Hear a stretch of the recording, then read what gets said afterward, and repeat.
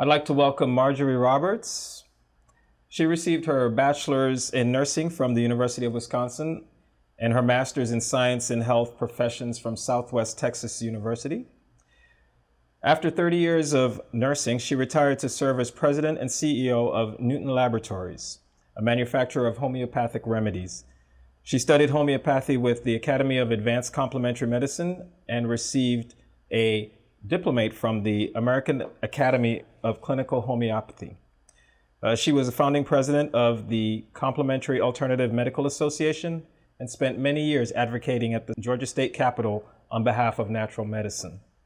Marge is a frequent lecturer and serves as an adjunct professor at Life University, teaching homeopathy. She is also the author of the book, My Body, My Health, My Choice, a book about the complementary alternative medicine and the health freedom movement. She has appeared on numerous television and radio talk shows discussing complementary and alternative medicine and issues of healthcare freedom. Marge, I'm so happy you are here today. Thank you. Thank you for having me. With all of those accomplishments and the roles that you play as CEO of the two major companies that you are involved in, how do you make the time to be here? I think you make time for what you want to do. And I love what I'm doing. I love to teach and I love to share. And so I find the time and I find it enjoyable. Well, I'm really, really excited about that. Can you give us some insight into what homeopathy is? Homeopathy is the type of natural medicine. It comes from the Greek words homeo, meaning similar, and pathia, meaning suffering, similar suffering. So what causes suffering in its full form can help alleviate it in its homeopathic form. For example, Rus toxicodendron is poison ivy.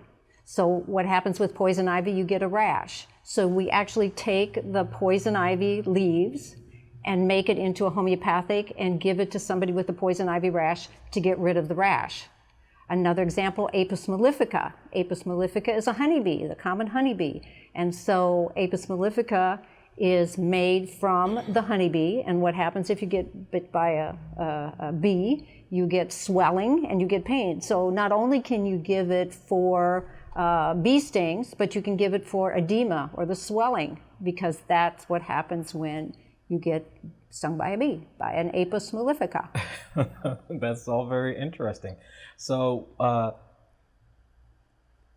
this remedy, is it a liquid, a capsule, a pill? It can come in various forms. The most popular with our company actually is the liquid form, but we also make pellets. Mm-hmm. It's also put in lotions and creams and ointment. Oh. And homeopathy can be made from the animal kingdom, the plant kingdom, or the mineral kingdom. Okay. The preponderance being from the plant kingdom. I love that, especially considering that we're speaking naturally here today, and there's so much out there in nature that I'm sure we haven't even tapped into yet. Do you find that you're coming up with new homeopathic remedies as more discoveries are being made or explorations are happening? Or well, we're finding new ways to use what we have. Homeopathy is actually regulated through the Food, Drug, and Cosmetic Act, unlike herbs and supplements, which are regulated through the Dietary Supplement Health Education Act. So we have dictated for us approved homeopathic remedies, but we specialize in combining individual homeopathic remedies into formulations. So for instance, if we have a formula for poison ivy, yes, it includes Rus toxicodendron, which is poison ivy, but it also includes mesoreum, which is for itching. It includes probably bryonia. I don't have all the formulas memorized, but something definitely for the liver, for the detoxifying part of it, something for the inflammation. So we put them together. So even though we're set with the number and amount of individual single remedies, they can be put in different combinations. And of course, there is a process through the homeopathic pharmacopoeia where you can do provings and develop new homeopathic and get them approved, new homeopathic single remedies. But it's quite a process, as is with most new drugs. Wow. This is really exciting. Now, you spent 30 years as a nurse, 20 years at the Veterans Administration. Right. What led you into this field? You know, I've been interested in alternative medicine for a long time, and it goes all the way back, I'm old, back into the 70s when I was working at the VA in San Antonio. I had a couple of patients that used Carl Simonton's work of visualization, and you understand how old it was because they visualized Pac-Man, which has been gone a long time. You might be too young to even remember Pac-Man. I never remember Pac-Man. But Pac-Man, they would visualize Pac-Man gobbling up the cancer cells. Interesting, yes. And they did.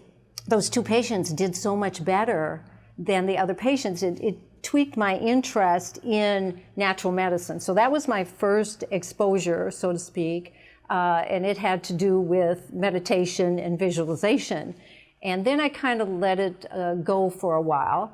And then later on, many years, as you work in the healthcare field, I'll have to say, I do believe there is a vital place for allopathic medicine, our drugs and surgery and what we need. Because if I get hit by a Mack truck, honey, take me to the hospital and get me stabilized. But once I'm stabilized, get me out of there before I catch an infection in the hospital. But there's a place for that. But I saw it being overused so much, especially the medications. And all the medications came with side effects. And so I just started searching for other avenues to help people other than the toxic drugs, which, like I said, are vital sometimes. They have to be there to keep you alive long enough sometimes for you to implement then lifestyle changes, your diet changes, along with homeopathy. Homeopathy doesn't work in isolation. I mean, it does to a certain degree, like you can live terrible and take homeopathy and it would work, but it works so much better if you have your diet under control, if you exercise, if you have your mind right. They just work in synergy as a complement, not as an alternative all the time, but as a complement to other therapies. Chiropractors, like yourself, for instance. I had a flare-up of a sciatica a while back. I didn't take just homeopathy, I went to a chiropractor. So I wouldn't just do chiropractic without the homeopathy. It works together. That is a really interesting take, and I'm glad you brought in the fact that allopathy has a place, the allopathic model. There are so many examples of it saving lives and extending lives, and I do appreciate the fact that you consider homeopathy to be a complement to even chiropractic, which for so long has been considered to be by itself an alternative outside of the mainstream. Yeah. Now, while I was preparing for the show, I noticed that you were skilled in acupuncture and detoxification of acupuncture. Could you explain that? A while back, again, I think it was in the 90s, I was delving into alternative medicine, and I hooked up with a group called the National Acupuncture Detox Association, started out of New York.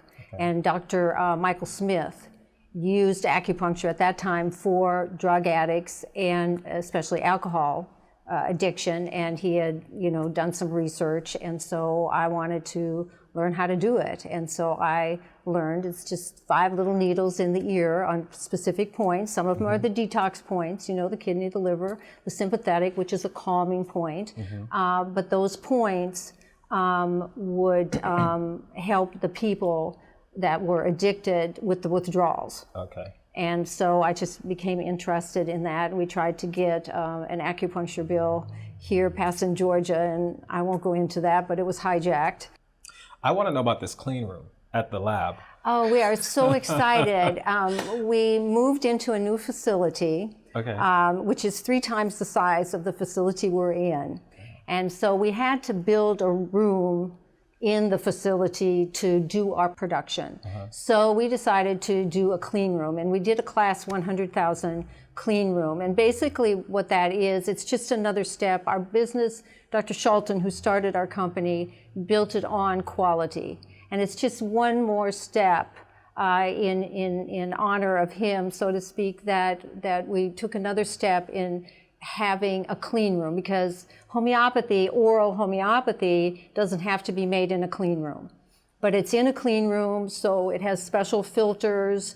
We have to have the air tested. We have to have the water tested. We have what we call a change room, where you go through and you change into your gown, your hat, your booties, and you go in. There's positive pressure in the room, so that when the door is opened, the clean air goes out into the hallway rather than dirty air going in.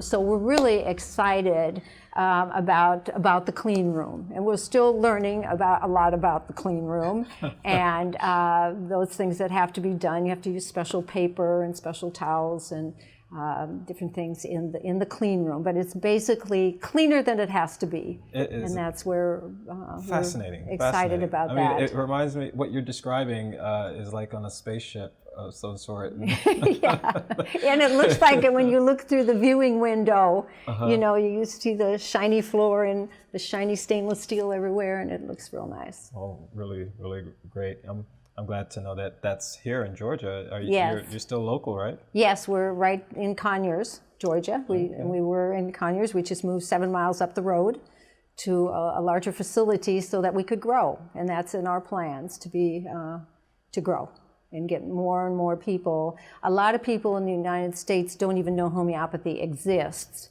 and much less know what it's for and how powerful it can really be. Well, I was about to ask you, what are you doing to get the word out? We're doing shows like this. I did a radio show this past weekend. We go to health fairs. I do lectures at different places. So, sometimes I'll go to churches. Sometimes I'll go to support groups of different sorts. Next week I'm lecturing, this Wednesday I'm lecturing at a pharmacy that carries our product, just to teach people. I believe you can really change the world through education, and people just have to know about it. My husband's a cowboy into horses, so he takes the word to rodeos and different places where a lot of those people have never set foot in a health food store. Yes. And so you have to go out and reach them. So how would you, speaking to one of our viewers here who may have tried the allopathic or medical model all of their life, not really sure where to start making the changes or how to make the changes, what would you tell this person? Well, I would say start with some of the self-limiting conditions. To me, it's kind of, you have something in your medicine chest at home for headache, for diarrhea, for constipation. There are homeopathic versions of all those things, because all those things have toxins. They're going to affect your liver and kidney. So I always say save your liver for when you need it, okay? Because there may be a time that you need those drugs. So you can take a homeopathic for headache, for instance, without taking aspirin, which is toxic to the kidney, or Tylenol, which is toxic to the liver. And if it doesn't work, which nothing works 100% of the time for 100% of the people, but most of the time it does work. And so you have not introduced toxins into your body. You've taken something natural for that headache. So man your medicine chest with things like for headache, for diarrhea, for constipation, for insomnia, because homeopathy isn't addictive.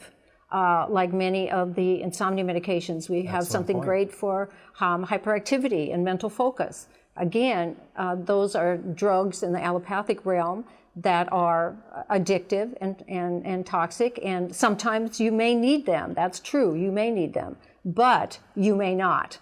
And so I always, even when I was a nurse, I would always start with the least toxic and work my way up to, I've not had to have the surgery, but that's what I would do, because I don't want to expose myself. I want to save my liver for if I need it, and I don't want to. Now, homeopathy, like I say, is regulated as drugs, so there are some homeopathics that are available by prescription only. So you have to get them from a medical doctor, actually. So there is also, we have a professional line And we're regulated in such a way that our over-the-counter has to be for self-limiting conditions. So for instance, you can't go buy our homeopathic complex for diabetes or hypertension over the counter. You have to go to a practitioner to get those. So, and then you got to work with the doctor to, if they're on medication, you know, we've been able to help, and I've communicated with some doctors that work with the patient, and then they wean them off of, say, a high blood pressure medication and replace it with a homeopathic that doesn't have the side effects that maybe the medication does. So you're finding that some of the medical doctors are coming to the same understanding that you did?